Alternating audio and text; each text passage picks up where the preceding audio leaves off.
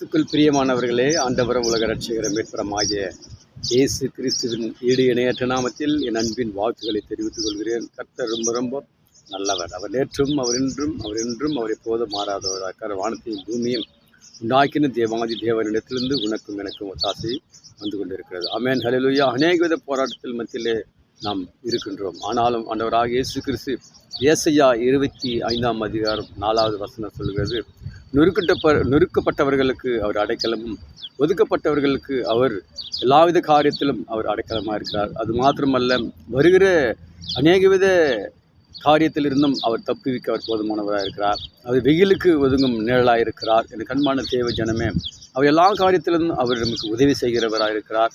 எல்லாவற்றையும் அவர் தப்புவிக்க அவர் போதுமானவராக இருக்கிறார். அநேகவித காரியத்தை உலகத்தில் பார்க்கும்போது அநேக இழப்புகள், ஆனாலும் நொடுக்கப்பட்டவர்களுக்கு தேவன் அவர் அடைக்கலமாக இருக்கிறார். அவரே தப்புவிக்கிறார், அவரே நிழலாக இருக்கிறார். அநேக வித காரியத்தை குறித்து நாம் சொல்ல முடியும். ஆனாலும் உலகின் காரியங்கள் நமக்கு புறமாக இருந்தாலும் ஆண்டவராக இயேசு கிறிஸ்து அவருடைய நிழலிலே நாம் காக்கிற தேவனாய் காணப்படுகிறார். God bless you. கர்த்தர் உங்களை ஆசீர்வதிப்பாராக. ஆமேன், ஆமேன், ஆமேன்.